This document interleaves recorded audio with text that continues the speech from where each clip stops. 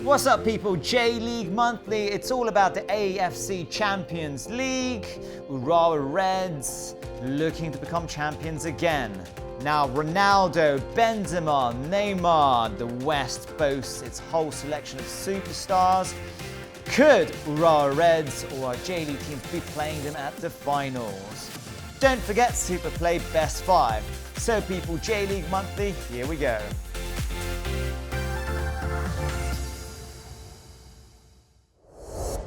Hello, hello, what's going on, people, and all those football lovers around the world? How's it going? I'm Harry Sugiyama, accompanied by the one and only scintillating Monsieur Sean Carroll. How's it going? Bonjour, Harry. Bonjour, my son. It's been a long time. It's been a while. Yeah. It has been a while. Yeah. And I've noticed that you've been going around the place with the J.LEAGUE teams, you know. Yeah, sorry, they've been sending me out in the field without you. I feel like I'm cheating on you or something.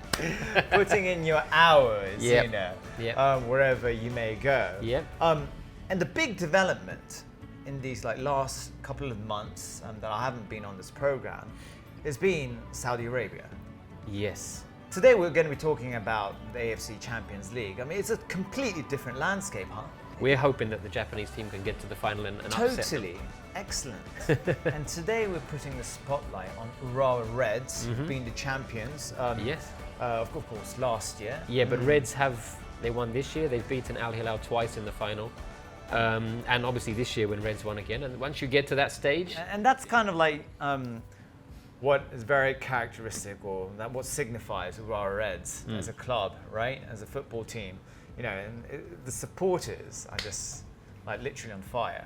Well, it's interesting because they've only won the J-League once, but outside Really? of Really? but outside of Japan, they are seen obviously as the biggest, probably the biggest club because they've won the ACL 3 times. Now let's introduce the system of the ACL, the regulations. Yeah, Yes. so it's divided between the East and the West. Right. 20 teams aside, and then each side, or East or West, has its group stages. Then it's got its knockout stages, and whoever kind of goes through the whole system fights against each other in the finals. Yes. But I feel like, the way it's structured it's kind of a shame in a way that the East don't meet the West till the final. Yeah. They used to play I think from the quarter-final stage, but just the amount of travel involved. Obviously, Asia is so vast. It's massive, isn't it? The different time zones and everything, it's so difficult to make that work. It's really changing footballing history as it goes. It depends how long it lasted, because we had True. this in China about 10 years ago where it was Yes, similar. when you had your patos going over Yeah, there too. yeah. So there was something similar, and if you don't have the long-term infrastructure, doesn't necessarily mean because you spend this money you're going to win. It's about being able to manage the egos then that are there and make a team out of it. Well, let's talk about one of these modest teams. Yeah, we're talking about Urawa Reds and the man himself, Shusaku Nishikawa. You know, Yes. we've known him for a while. You know, How old is he now? He's he's got to probably, be almost he's probably 40, my age, 38. 37, 38 or something. Yeah, he doesn't look it, does he? He's still got that baby face. Yeah, he's a solid bloke. Yeah. We've got an interview of Shusaku, so let's have a look then. Here it goes. そうですね、本当に最初出る11人だけではなくて、今途中から入った選手だったり、日頃ベンチ外で悔しい思いをしている選手が試合に出て活躍しているってことで、非常にチームとしても全員が同じ方向を向けていると思いますし、ここ数年ではないような充実感っていうのもチームとしても得られてるんじゃないかなと思っています。僕自身言葉で引っ張るっていうタイプでもないですし、僕はしっかりゴールキーパーとしてチームのために何ができるかっていうのを考えながら、プレーでチームを引っ張っていけたらいいなと思うので、ここぞという時にしっかりとゴールを終わらせないっていうことだけを心がけながら日々練習してます。やはりどれだけ守備のところで守れるかっていうのは一つポイントになってくると思うので、やっぱり得点もたくさん取ることも大事ですけど、やはりまずはしっかりとした守備っていうのは、心がけていきたいですし、やはり優勝したシーズンを振り返ると、やはり難しい戦いの中 PK 戦までもつれ込んだこともありましたし、決勝戦なんかも非常にピンチが多い中でも守備陣全員がハードワークをして0に抑えて勝ったっていうのはやっぱり過去の経験としてもあるので、その経験値っていうのを、僕自身も大事にしながらチームに貢献したいなと思います。そうですね、決勝行くまでは当たらないんですけど、反対側は特にサウジアラビアリーグというのは非常に今注目されていますし、ヨーロッパの有名な選手、力のある選手がたくさん移籍している中で話題にもなっていると思うんですが、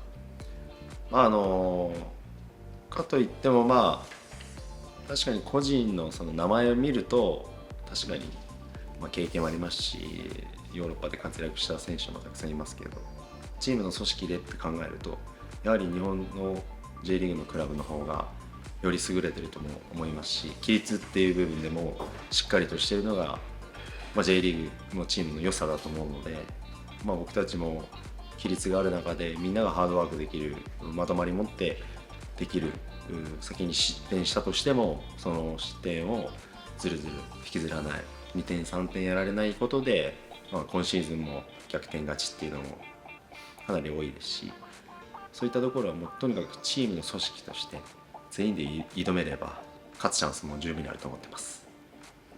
そうですね、本当にまた自分たちのチャレンジ精神とたくさんの方を巻き込んで歓喜を埼玉スタジアムで味わいたいと思ってますので、この ACL にかける思いは全員が強く持ってますし、ファンサポーターと一緒になって勝ち上がっていきたいなと思います。Okay, thank you so much to our guy, Mr. Nishikawa, Shusaku, in the house. He's just talking to us about the obvious too, but the J-League and the other cup competitions and then the ACL is a completely different bag, in it? Yeah. So obviously there needs to be a lot more conglomeration amongst the squad too. So that's where he was coming from. So, looking at these teams, so Wuhan is the first time in the ACL, along with Hanoi too, and inside that group is our Urawa Reds.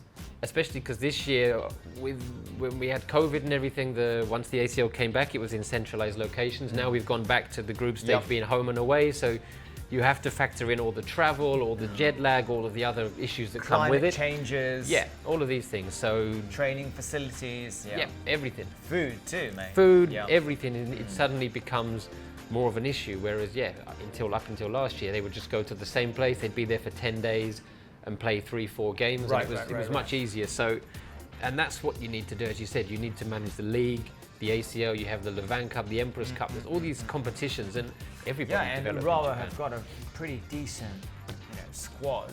Yeah.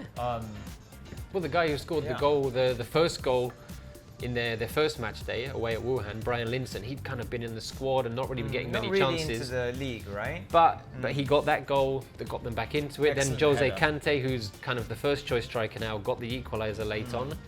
And it just shows the depth, because Linson then after that scored a couple of goals in the league against Gamba Osaka. He's able to build up his confidence. Kante then was suspended because he got sent off in that game, so Linson can come in. And yeah, you see the depth that they've got in every position, and it helps then the managers get more of a read on their players and see, playing sometimes in the Emperor's Cup or the League Cup where it's a one-off game. If you lose, you're out. Okay, it's a shame, but never mind. But the Champions League is 6 games. So you get to see how the players are performing in real kind of high pressure where there are stakes. You still have the chance to go through, even if you do have slow starts, which, the atmosphere in the stadium, and yeah, it was fantastic. So for Reds to get a point, as well as, mathematically it helps them in the group, but I think psychologically to come back and know they've come back from possibly the most tricky away trip and didn't lose, it gives them then something to build on going into the next games, Pohang Steelers. That's a great name, I love it. Pohang Steelers, yes. They're regulars in the ACL, aren't they? They've apparently won it 3 times, if you include that Asia club kind of championship in Europe. Once you get to this point, not all is not lost. You're at 3 games, you've got a few points on the board, but getting into that second half, you then suddenly you need to win every game almost if you want to make sure of going through. Yeah, I mean, Kawasaki, they won their first game. And next up, do you know who they're playing? BG Pathum United. Pathum They're United, from there we Thai, go. right? They're from Thailand. And do you know who plays for them?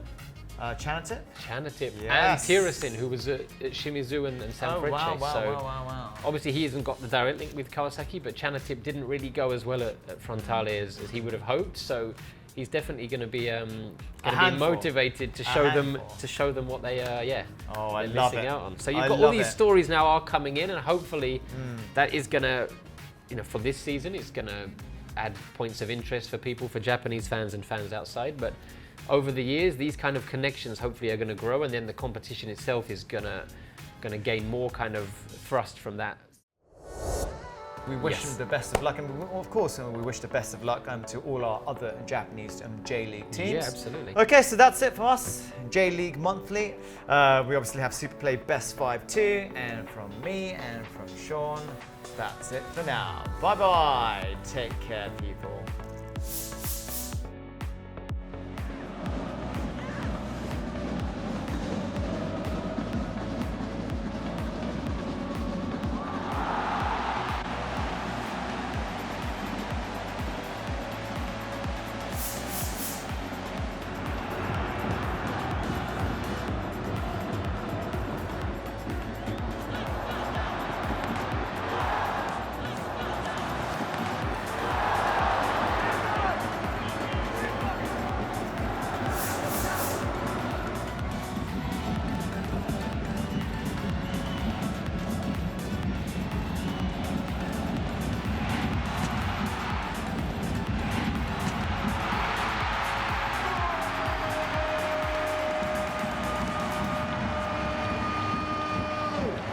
Go, go, go, go!